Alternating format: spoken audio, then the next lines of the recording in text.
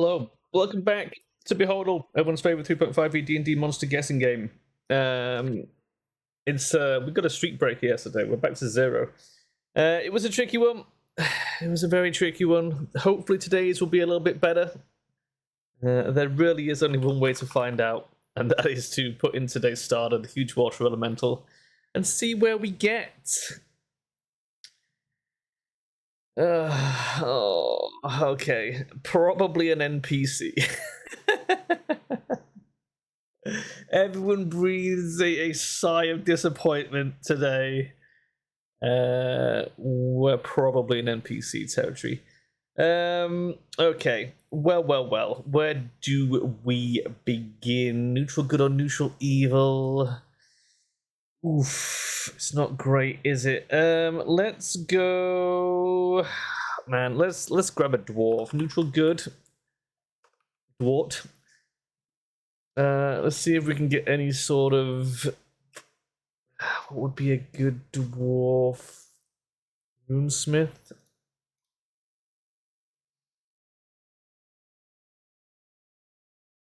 Okay, not races of stone. We should probably test for the upper bounds of the CR as well. Let's just quickly run that in case we're dealing with an epic. Okay, we're not dealing with an epic. We've also ruled out Race of Stone and Forgotten Realms, which is pretty good. I still think there's a pretty good chance we're in one of the races books. I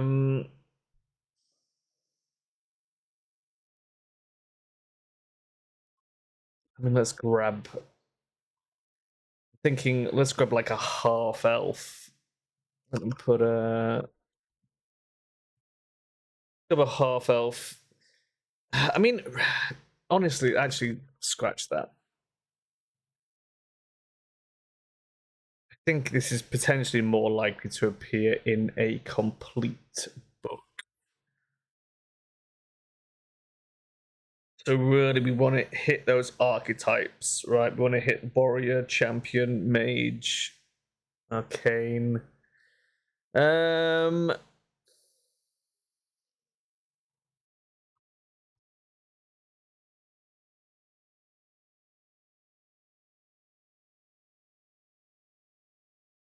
And what was the neutral good NPC we had last time? Oh, it wasn't, was it? It was neutral evil last time.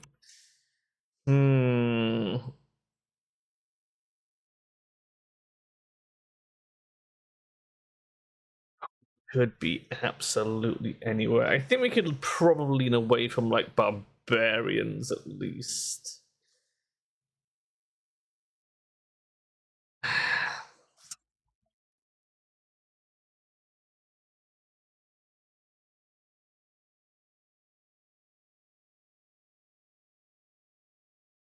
Hey, Orange. Yeah, it looks like we're on an NPC day, my guy. I assume you didn't get it, but if you did, congratulations.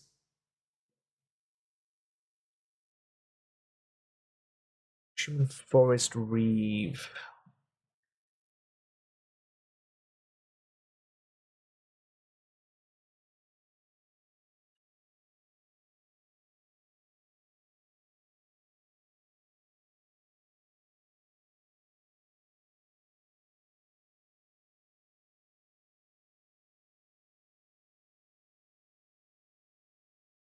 Neutral good is a tricky one to hit. I know the Sevenfold Veil is true neutral, but I'm gonna hit that just to fish for book. Okay, not arcane. I mean, let's just start hitting some books.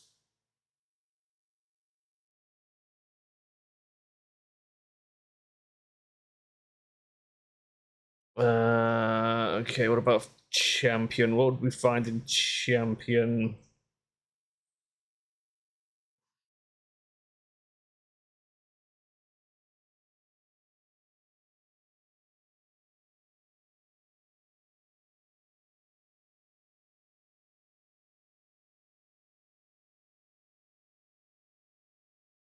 Damn it.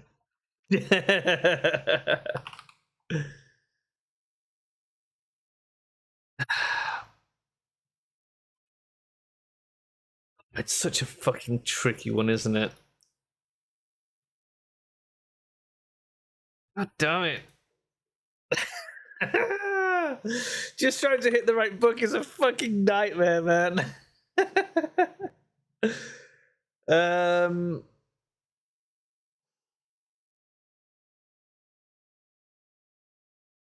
Mine's Soul. I feel like that's lawful. Secret of the Misty Isle might be Scoundrel. Oh, that was Divine. Okay, well, fuck me, I guess. Got a couple left. There's always a chance it's just not from one of the completes, in which case we are buggered.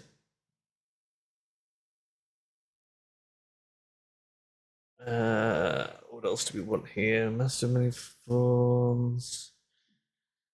Divine Crusader is probably from Divine.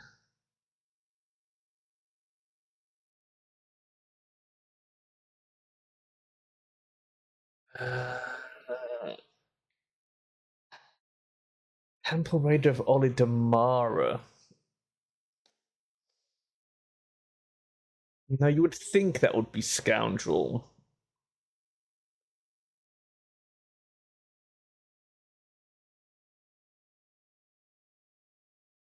Hit!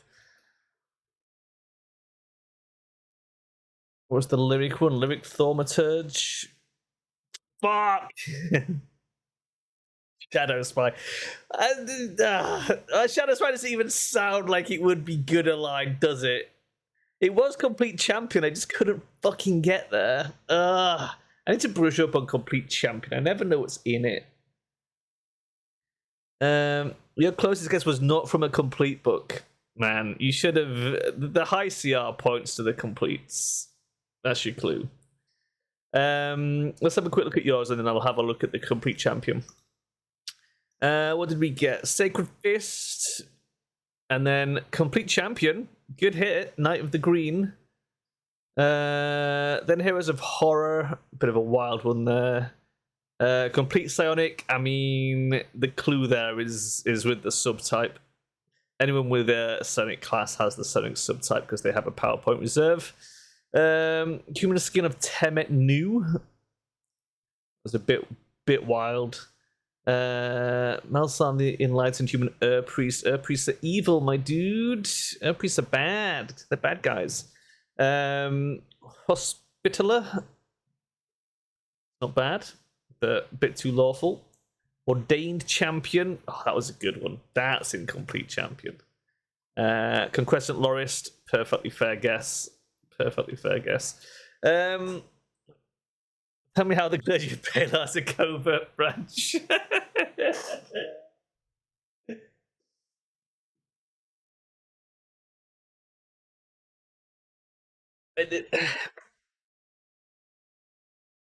The thing is, Palor, Lathander, whatever you want to call him, these good aligned deities, they know that you can't always fight bad on its own terms, right? This is how the fucking pact was made with Asmodeus in the first place. It's how the hells were formed. You need someone capable of fighting those creatures. That the hells are a necessary evil, which is why the pact was signed with the gods in the first place. Right, let's have a look. What page are we on? 107 here. Complete Champion. The Shadow Spy. Shadow Spies are the covert arm of Palor's Shadow Guard. See page 75. Members of this subsect work individually or in small groups to locate hidden sources of evil, although they often lead double lives, masquerading as normal folk who are simply trying to get by. Shadow Spies never forget their duty to their deity, to their church, and to the multitude of innocents who unknowingly depend upon them. The thing is, you've got to consider as well, like, a class like this is super fun because it introduces that element of uncertainty for the player, right? Of like, you know, the whole idea of like undercover operatives going native, right? And kind of having their devotion malformed. It gives you really good role playing opportunities, right? It's like what's his face in the Wheel of Time, the guy who leads the Children of the Light, and how he, like, you know, fervently believes that he is doing the right thing. You know, the Children of the Light are very much this. They are arguably good guys, and yet also are kind of opposing the good guys. It's like people's perspectives are different. What one person considers the correct path is not what somebody else would consider the correct path. You know, God, I love the Wheel of Time. Let's not get started on the Wheel of Time. I fucking love it so much. But this feels very much like an effort to bring that in. The quote here we're given is, "Perhaps you see it as a curse that I must deny myself the light of the Shining One, so that his enemies might be exposed and destroyed. But it is my honor and duty to make such a sacrifice, and in truth I see the gifts of the Shining One as proof that I am still within his sight, despite the shadows that cling to me." Oh, it's so good. It's good. I like that a lot. Also, see page 75. I will do that right now. Let's have a look. Palos Shadow Guard. Man, there's a whole fucking section on these schnurps. Palos Shadow Guard. Shadow is a direct result of the light. Without light, shadow could not exist. The opposite is not true. Light will exist whether or not we permit the shadow to remain. Fuck yeah! That's really good. Oh, that's so good. Palos Shadow Guard operates in semi-secrecy, rooting out and vanquishing the pervasive evil that the Shining One's public champions cannot touch. The churches of both Pelor and Hieronius recruit these zealous crusaders and divide them into two distinct groups: the Shadow Strikers, who constitute the public face of the organization, and the Shadow Spies, the arm of the Shining One's forces that has never been publicly acknowledged by his church. Fucking great. Man, I'd fucking love to run a game based around this concept. That would be pretty fun.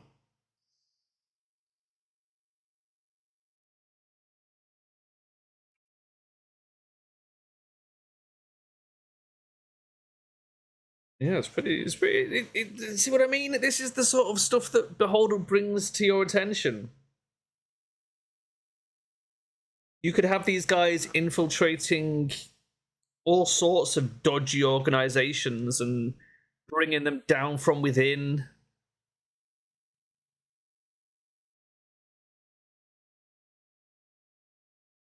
It'd be super fun. Because of its dual nature as both a public force of good and a secret army of spies, Palos Shadow Guard poses special challenges for DMs. They can easily serve as allies for good parties or foils for evil ones. Palos Shadow Guard is designed to sniff out and defeat the forces of evil. The organization can also be much more sinister, especially in a campaign setting where the lines of morality are less clearly drawn. Shadow Spies become secret police who obtain information on just about anyone, including their own organization. The priests of Palos speak in whispers, lest the light within deem their words to be blasphemy. The Shadow Strikers drag away accused heretics who are first tortured into implicating others before their public trial and execution. Nice.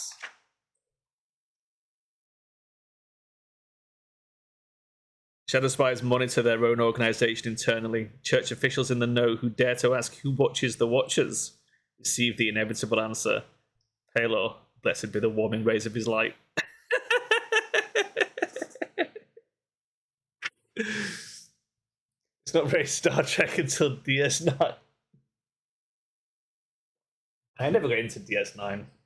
My granddad loved it, but it wasn't for me. I've even tried to like rewatch it as an adult, and it's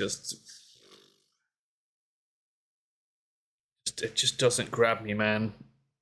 I don't know why. But I like this idea. This could be super fun.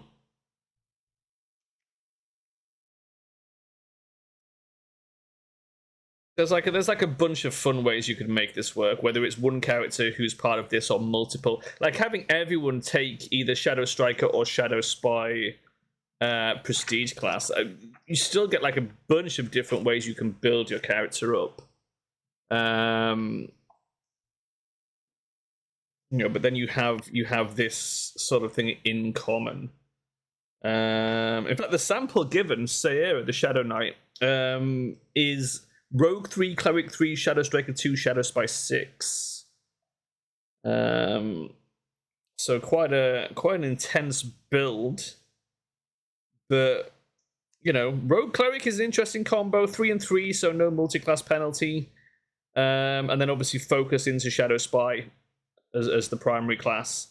Plenty of ways to build up from that as well.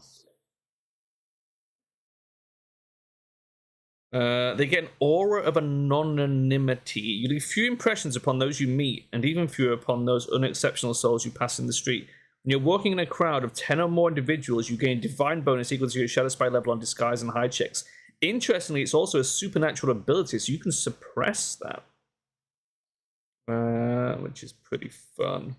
Radiance of Palo is a swift action. You can augment any or all light sources within 60 feet. I mean, that's just cool, isn't it? Let there be light. Fucking awesome. Immunity to blindness. Oh, that's pretty cool. When you attain 3rd level, your motives and morality become almost impossible to determine. As an immediate action, you can use undetectable alignment as per the spell. Very good for infiltrating. You can alter the light to gain a bonus on hide checks. Zone of Truth as an SLA, obviously. Blinding Light, brilliant. Discern Lies. Hips, you get hips at 9! Oh, that's super fun.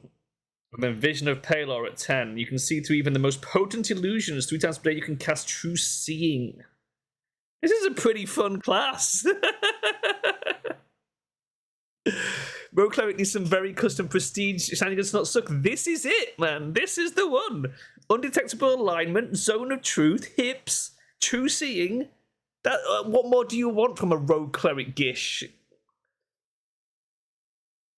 That's super fun. Immunity to blindness, so like it eliminates one of the potential outs for your sneak attack.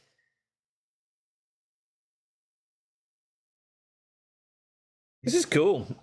It's actually a really cool class. I'm just looking at the Shadow Striker as well on the following page, and as though they're sort of intrinsically linked. I would imagine the Shadow Striker leans more melee. Badge of Office. Upon your reduction to the Shadow Strikers, you were given a special holy symbol. It allows you to access prohibited areas of the church in which it was issued. So you're like the Inquisition. Holy shit. Luminous weapon. Your Shadow Striker level, twice your Shadow Striker level on damage rolls against evil or undead. I mean, that's a little bit shit, I'll be honest with you, but never mind. You can use it multiple times. It lasts for 10 rounds, though. Actually, that's not too bad. That's a good little self buff if it lasts for 10 rounds. Smite Evil stacks with Paladin Source. I mean, that's great. 1d6 fire damage on your weapon. That's pretty good. Positive energy touch. Any undead that hits you is shaken, even if it normally can't be. That's interesting. But that's pretty much it. It's only a 3-level prestige class, which again makes it ideal to mix with the Shadow Spy anyway. Like, you might as well pick up 3 levels of that.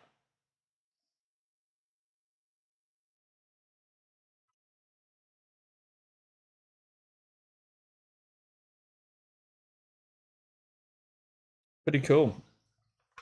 I think the Shadow Spy is cooler, but Shadow Striker is fine as just a little dip, or if you're just focused on a paladin rather than a cleric.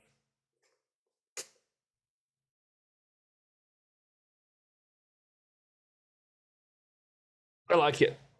Orange. I'm gonna say I like it. What were your comments? This does not come to mind when I think of neutral good. That's pretty much it. Okay, cool.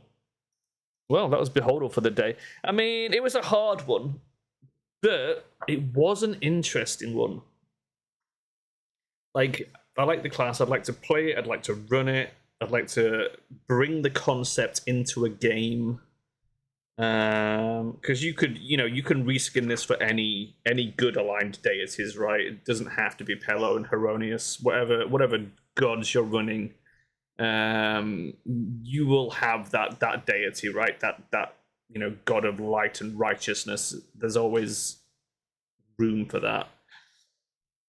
And the whole light plus light versus darkness thing is a classic trope. Absolutely classic.